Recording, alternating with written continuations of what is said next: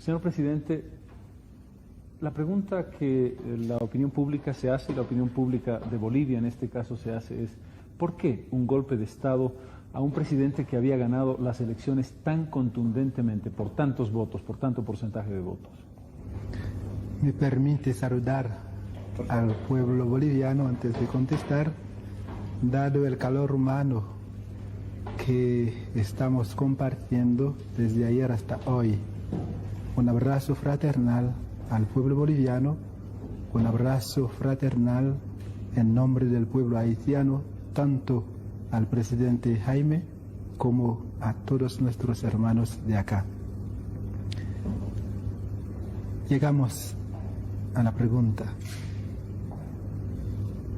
¿por qué un golpe de Estado a nosotros cuando tuvimos más del 70% de las elecciones del día 16 de diciembre de 90?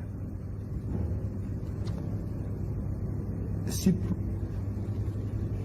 miramos la historia de Haití, hay una imagen que a mi parecer puede proyectar la realidad del país y así la respuesta brotará. Se trata de una mesa sobre la cual encontramos a un grupito de gente, la oligarquía, y bajo la cual está la mayoría del pueblo en una miseria crónica. A pesar de que hemos tenido nuestra independencia desde el año 1804, hasta hoy 85% de la población no saben leer. 85%. Eso quiere decir que desde siempre la minoría, según su plan, quiere mantener a la mayoría en una situación de tinieblas para explotarla mejor todavía. Pero no basta, porque el pueblo haitiano, teniendo la libertad en su sangre, desde siempre trata de luchar para ser libres y hoy día para conquistar la democracia. Así, desde siempre la minoría ha utilizado las armas del ejército para mantener las estructuras de opresiones, de injusticia, de represión sistemática, pasando por golpes de Estado. En la tradición del ejército haitiano hay esa realidad de golpe de Estado. Por eso, cuando el día 16 de diciembre de 90, por la primera vez, el pueblo haitiano ha elegido a su candidato y abrir la puerta de la democracia a aquellos que están encima de la mesa y que jamás han querido vivir en la democracia donde los derechos humanos son respetados, el derecho de comer, la mayoría bajo la mesa no come, el derecho de ser educado, 85% sin escuela, el derecho de poder hablar. Desde el día 30 de septiembre han cerrado las emisoras de radio, pues el pueblo no tiene que hablar, no tiene que gozar de su derecho humano.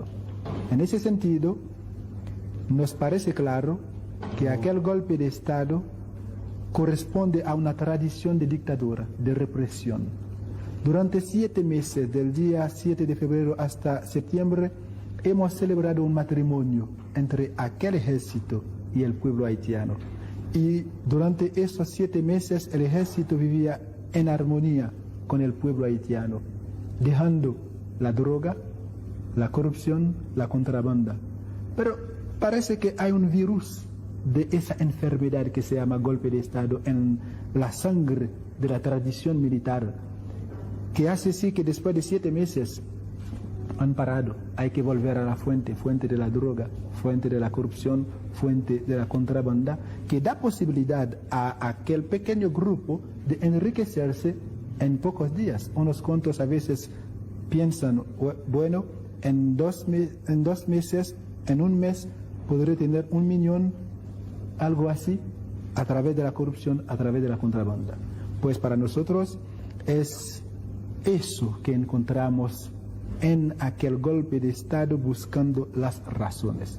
Con tiempo hubiéramos podido hablar más de esas razones en detalles, pero es la irrupción de una enfermedad de dictadura que pasa a través de aquel pequeño grupo en contra de la mayoría. Pero termino diciendo eso.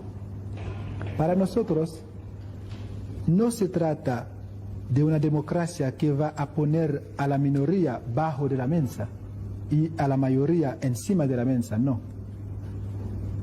Desde el punto teológico, nosotros decimos que si tenemos a Dios y aquel pequeño grupo llama a Dios Padre y la mayoría llama a Dios Padre, pues Dios puede preguntarse, ¿hay 2 Dios? Uno para aquellos que están encima y otro Dios para aquellos que están abajo, ¿o hay un solo? Creemos que hay un solo Dios, el Dios de Jesucristo, el Dios Padre, Padre de nosotros todos, haciendo de nosotros una familia. Y un padre de familia no puede aceptar que hay unos hijos encima de la mesa oprimiendo a los demás abajo. Tenemos que estar alrededor de la mesa del Padre compartiendo pan entre nosotros todos. Justicia, respeto, dignidad entre nosotros todos alrededor de la mesa democrática. Así, tanto en el campo político como en el campo teológico, encontramos un proceso que iba a llevarnos poco a poco a ese país donde finalmente el hombre podía gozar de todos sus derechos humanos. Permítame un paréntesis, señor presidente, para una inserción personal en esta entrevista. Usted es sacerdote católico, usted ha ejercido el sacerdocio en un barrio popular, en una zona popular en Haití, y esto ha generado un compromiso personal. Después de la experiencia que usted ha tenido en estos meses y después de este resultado todavía incierto, ¿era correcto el camino de un sacerdote que decidiera ir a la política y ser presidente aún a riesgo de la suspensión que le ha venido desde el Vaticano?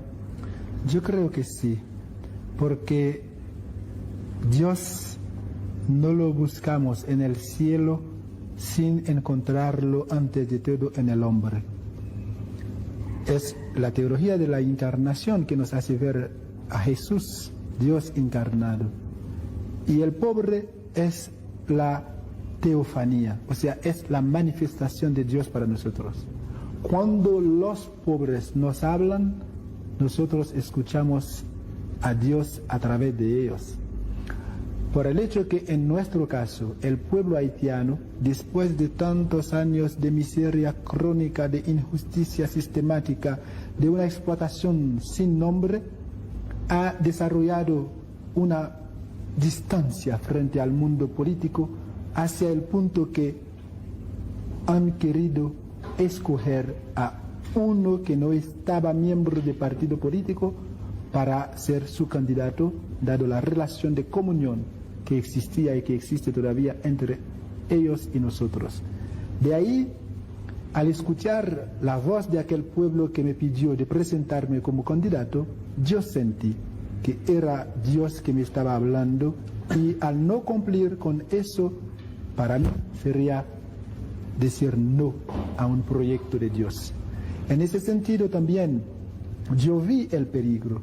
Aquel señor que se presentó, el Lafontaine, que se presentó, fue un caso de muerte visible para cualquiera que se presenta, para cualquier persona que se presenta frente a él.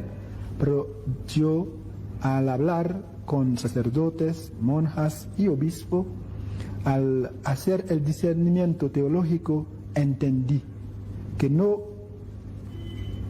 bastaba decir que Dios se ha sacrificado a través de Cristo y celebrar la misa sin dar a veces pasos concretos de sacrificios donde no es solamente la fe en palabra, sino la fe en una praxis libertadora. Frente a la muerte uno se da. No hay más prueba de amor que dar su vida por los demás. La muerte estaba enfrente, pero quisimos cumplir con un ir juntos. Es eso que llamamos la balaz. Y para nosotros hay una luz teológica que pasa a través de esa experiencia. ¿Por qué? Porque Dios, tres, Padre, Hijo, Espíritu Santo, son uno. Lo mismo cuando nosotros todos nos vamos por el mismo camino, en la misma dirección de la justicia, ya está Dios a través de su pueblo. Y el pueblo de Dios ha demostrado cómo ha podido parar al diablo encarnado en las manos de aquellos que tenían armas para utilizar elecciones y repetir siempre las matanzas que hemos conocido. En ese sentido, para mí, en una palabra, no hay ninguna contradicción. Ninguna. Entiendo que la suspensión implica la imposibilidad de la celebración de la misa. ¿Eso no le significa a usted que tiene en ese compromiso sacerdotal algo muy importante, un peso muy grande en su vida personal? Después de mi vida aquí, para pasar en la vida eterna, Dios no va a preguntarme cuántas misas he celebrado. Va a preguntarme cuántas personas he querido. Cuando te quiero, porque veo Dios en ti, para mí ya entro en un proceso de comunión que es la manifestación de Dios, como si fuera, digamos, una celebración del amor de Dios. Jesús ha celebrado una misa el Jueves Santo antes de morir y no fue sacerdote. Fue un laico que no ha nacido de una familia sacerdotal. Por el hecho que ha luchado por la justicia, finalmente lo han llamado sacerdote por excelencia como Melquisedec. Y en hebraico, Melech significa rey, Sedeja significa justicia, rey de justicia. Si nosotros nos entregamos luchando por la justicia, porque Dios es justicia, ahí viene, digamos, la celebración de una comunión íntima siempre con Dios a través de esa entrega. Pues, a mi parecer, si no puedo celebrar la misa como antes, basta que yo pueda celebrar esa comunión permanente entre los pobres, los hombres, las mujeres y yo luchando por la justicia. Y así, Dios, que es la justicia, nos encontramos juntos. Dios, que es amor, nos encontramos juntos. Usted ha sido presidente durante casi 8 meses y ha podido ver las cosas desde el otro lado del escritorio.